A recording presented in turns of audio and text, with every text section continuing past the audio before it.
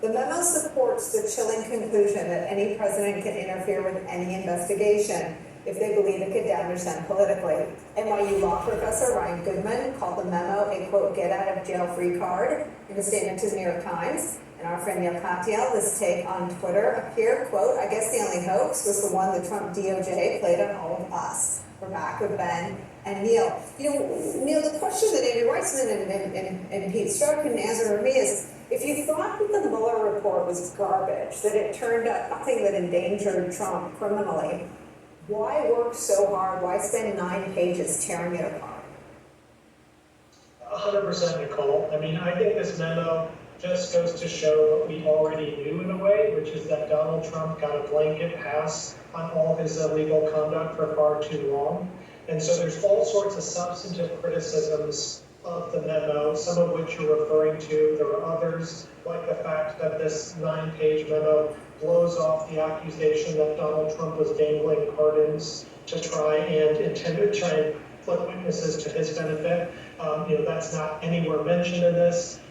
Not any, the memo gets Supreme Court decisions, key Supreme Court decisions, absolutely wrong. So there's a substantive critique, but what we haven't talked about yet is the procedural critique, because Mueller was the special counsel, and I drafted those regulations back when I was a young Justice Department staffer in 1999, and the whole point of the special counsel was to provide an independent investigation and prosecution of high-level executive branch officials, including, of course, the president.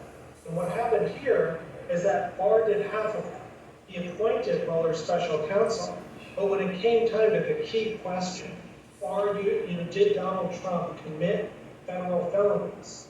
Mueller refused to answer it because of a Department of Justice policy that says you can't indict a sitting president, a policy that goes back to 1973. Barr said, well, in that case, I get to decide this for myself. And so he appoints this guy, Steve Engel, who's at the Office of Legal Counsel, which is not the criminal division. This is totally separate part. Engel is a political appointee. And this political appointee writes this 9-page tendentious memo that says, oh, I'm looking at this and I don't think Donald Trump committed any crimes. It is absurd start to finish, but it's also a betrayal of what the special counsel regulations are all about. Neal, just a quick follow-up. I mean, if Steve Engel is running the office that drafted the memo that says the president can't be indicted, why does Steve Engel then author the declination memo? I mean, if you can indict him anyway, why does Steve Engel then put in writing the very thing that his office made impossible? I can't fathom it, again, either substantively or procedurally, why the Office of Legal Counsel is opining on facts in the criminal investigation. I've certainly never seen that in the Office of Legal Counsel before.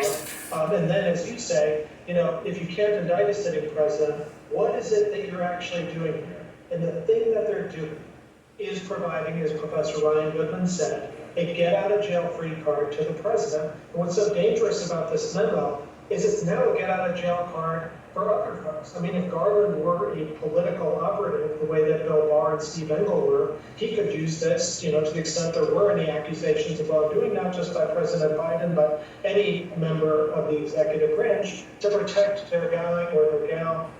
It is fundamentally inconsistent with the rule of law. So, Ben, you and I both had a hand in sort of the public relations and shaping of a message in politics. And I see this memo. They may think they wrote a legal document, but you only write this document if the Mueller report can't stand.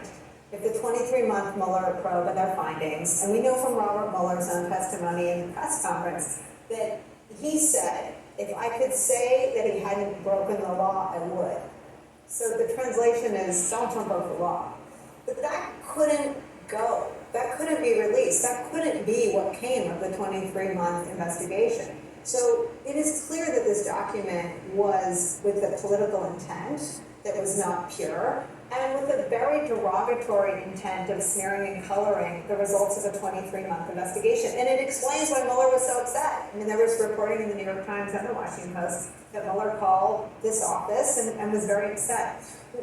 You can't put any of the toothpaste back in the tube, but again, back to my first question to you, how does it fill out our understanding of just how heavily Donald Trump depended on DOJ to put its finger on the scale for him? No, I mean, enormously, Nicole. I mean, I think what this demonstrates is the extent to which DOJ, particularly after Bill Barr took over, was just functioning as an extension of the political interest of the Trump White House, particularly on the Mueller report. I mean, I had a lot of responsibility for how information was presented to the public. Neal would know firsthand that if I had sought out of the White House to manipulate the presentation of criminal cases or cases that implicated the White House in some fashion, there would have been about 1 million red flags that went up from within the Justice Department. Now, not only was the Justice Department not preventing White House interference, they were essentially an arm of the White House political operation throughout this whole thing. And if you remember when Barr released his summary of the Mueller report, which was not at all really an accurate or complete summary, it was kind of welcomed as this kind of masterstroke of a public relations strategy. That's not the role of an attorney general. I think what's really interesting here, though, is that Bill Barr kind of came in and rescued Donald Trump from the findings of the Mueller report, which determined absolutely that there were a lot of concerning contacts between the Russians and the Trump campaign, including contacts that led to criminal prosecutions, and that there were lots of efforts to obstruct this investigation. And Bill Barr kind of came in and decided to put that all under a lid for Donald Trump.